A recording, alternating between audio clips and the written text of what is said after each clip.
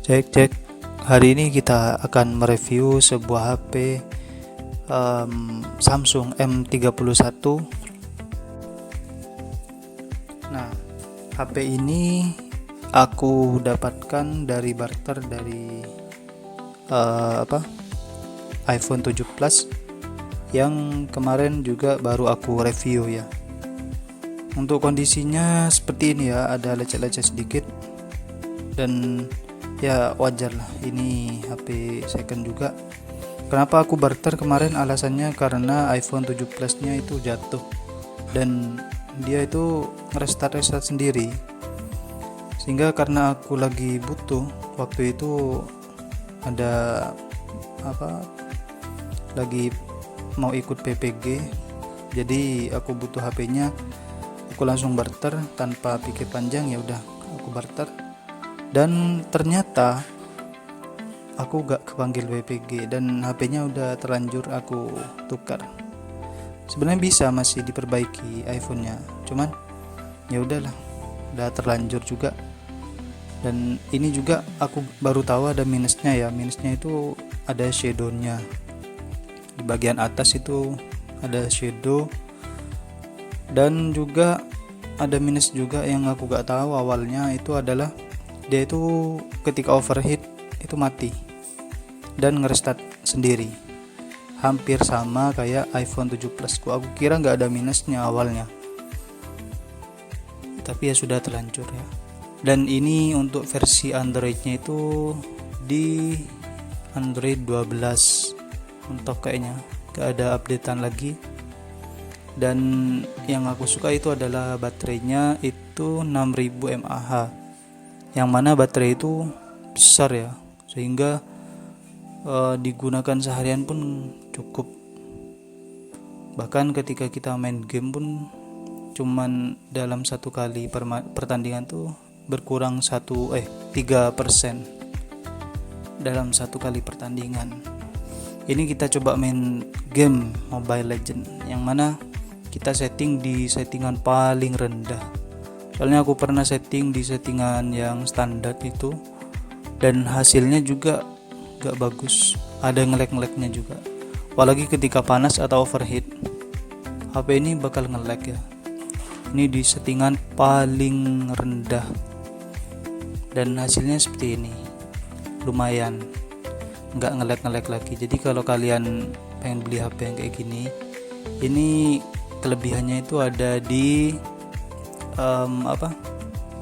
baterainya yang bisa tahan seharian.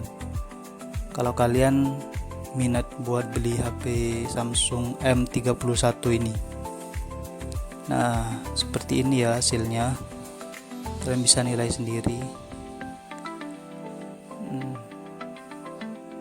Dan HP ini tidak cocok untuk dibuat ngegame sebenarnya, karena ketika overheat dia bakal mati dan ngerestart lagi dari awal. Oke, selanjutnya kita akan coba foto-foto dan videonya. Kualitas foto dan videonya jujur aja dia gak sebagus dari iPhone 7 Plus.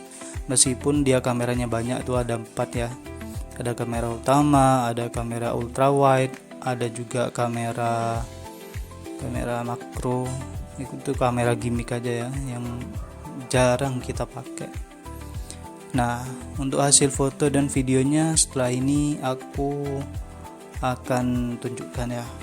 Nah, ini untuk kualitas foto-fotonya nggak terlalu ini ya, meskipun dia 64 megapiksel, tapi hasilnya tuh nggak sebagus dari iPhone yang kameranya cuman 12 megapiksel.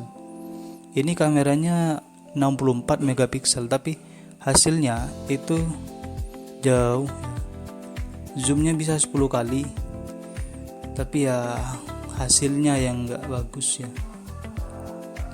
Dan kualitas videonya itu bisa rekam di 4K 30 fps, dan ada juga Full HD 60 fps dengan stabilisasi kalau di Full HD nya. Tapi kalau untuk di perekaman 4K dia tidak ada stabilisasi ya. dan untuk kamera depannya juga nggak terlalu bagus juga ya.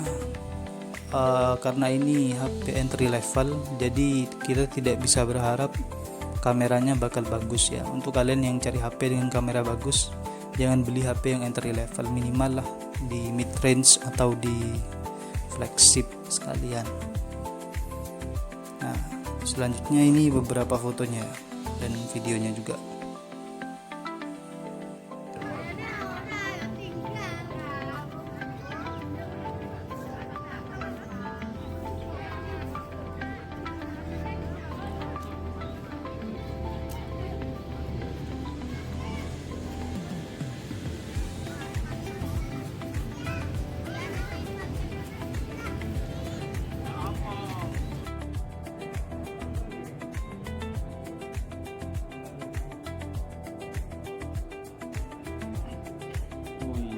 Dan bagaimana menurut kalian, worth it atau enggak HP ini?